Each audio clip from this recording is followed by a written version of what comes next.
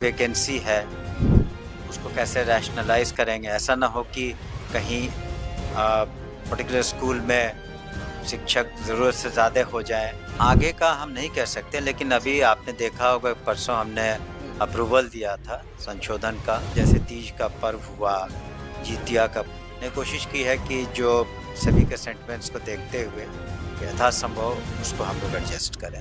देखिए, हमने सदन में भी कहा, आप लोगों से भी बातचीत के दौरान हमने कहा था कि हम लोग बिल्कुल एक काफ़ी उदार भाव से ट्रांसफ़र पॉलिसी बना रहे हैं। जी, जी। और हम लोग प्राथमिकता देंगे महिलाओं के बारे में, या शादीशुदा लोग हैं, हस्बैंड वाइफ की टीम हो, या फिर कोई गंभीर बीमारी से परिवार का कोई सदस्य या स्वयं भी ग्रसित हो, या असाध्य रोग हो, या दूर दराज का इलाका हो, तो इन सब बातों को हम लोग नज़रअंदाज नहीं करेंगे। जब पॉलिसी बनेगी उस पर काफ़ी बैठकें सेक्रेटरी साहब के जो लीडरशिप में हुई है, उन लोगों ने हमसे भी बातचीत की है, तो वो काफ़ी फाइनल स्टेजेस में है। तो जब हम लोग अप्रूव कर देंगे तो हमें पूरा उम्मीद है कि अधिकांश शिक्षक इससे संतुष्ट होंगे। जी, जी। लेकिन हो सकता, लेकिन जभी भी मैंने पूर्व में भी कहा कि जब भी कोई पॉलिसी बनती है तो अधिकांश लोग उससे लाभान्वित होते हैं, लेकिन फिर भी कुछ लोग या तो छूट जाते हैं या उससे संतुष्ट नहीं होते हैं। जी, जी। तो अगर पर्टिकुलर केसेस, जेन्युइन केसेस हैं, वो कवर नहीं हुआ तो ज़रूर उस पे हम लोग गौर करेंगे। लेकिन हम लोगों ने ये सोचा है कि जो जहाँ तक विलिंगनेस की बात है, हम लोग उसको कोशिश करेंगे कि पॉलिसी के तहत उसको अकोमोडेट करें, ताकि जो शिक्षक हैं या शिक्षिका हैं, जी। जो बच्चों को पढ़ाते हैं और जिन्होंने सक्षमता पास की है, वो बिल्कुल अच्छे तरीके से बच्चों को पढ़ाएं, और ताकि उनका भविष्य उज्जवल हो सके।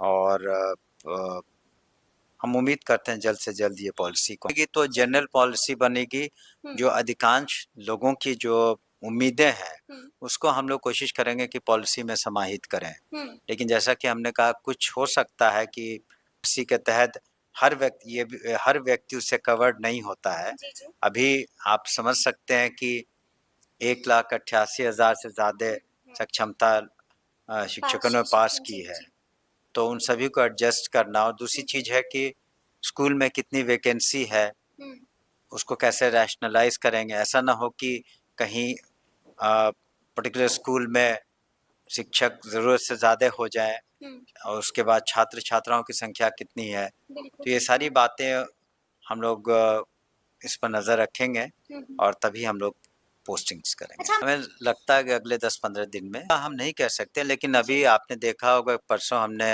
अप्रूवल दिया था संशोधन का, कि खास करके वैसी छुट्टियां, जो पर्व जो बिहार में बहुत पॉपुलर हैं त्यौहार। और आपको बता दें, माननीय मुख्यमंत्री जी के ने जो महिलाओं के लिए इतनी बड़ी संख्या में नियुक्तियां की, 50% पंचायती राज में और 33% अन्य विभागों में जो है। तो जैसे तीज का पर्व हुआ, जितिया का पर्व हुआ, लोग ने कोशिश की है कि जो सभी के सेंटिमेंट्स को देखते हुए यथासंभव उसको हम लोग एडजस्ट करें। कुछ तो हम लोगों ने कर ही लिया है, और उसके बारे में नोटिफिकेशन भी हम लोगों ने बिल्कुल उसमें नोटिफाई भी कर दिया उन छुट्टियों को।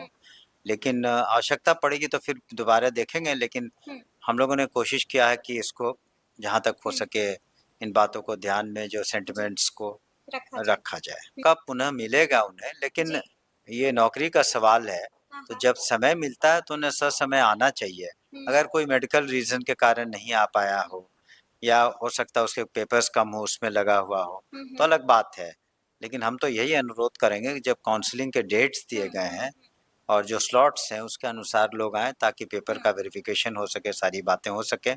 लेकिन अधिकांश लोग मुश्किल से 2-3% या बिलो 5% वैसे कुछ केसेस होंगे जिनको हम मौका देंगे। ऐसे अगर रीज़न जेन्युइन हुआ, अगर कोई सच में बीमार पड़ जाए, या घर में ऐसा कोई हादसा हो जाए, या कोई ऐसी बात हो जाए, तो उसका क्लेम बनता है। और ऐसे हम लोग जो लेकिन हम पुनः अनुरोध करेंगे कि जो डेट्स दिए गए हैं उस पे ज़रूर आएँ और अपने जो जेन्युइन पेपर्स हैं, ओरिजिनल पेपर्स हैं लेकर के आएँ।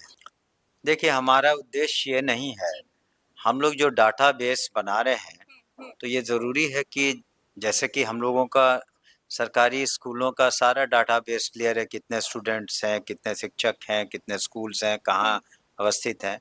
तो बहुत पहले ही कई साल पहले विभाग का आदेश निकला था कि जो भी प्राइवेट स्कूल्स हैं वो अपना रजिस्ट्रेशन करा लें और जहाँ तक हमें पता है कि वो लोग उस करीब 12,000 से ज़्यादा स्कूलों ने रजिस्ट्रेशन करा भी लिया है और साथ ही साथ हम लोगों ने आधार सीडिंग की भी बात कही है। उसका कारण ये है कि सरकारी स्कूलों को ये निर्देश है सरकार का और अपेक्षा भी है कि जो निर्धन स्टूडेंट्स हैं, जो गरीब बच्चे हैं, बालक बालिकाएं हैं, तो वो लोग अपने यहाँ 25% तक एडमिशन देंगे और उसका रीइंबर्समेंट सरकार करेगी।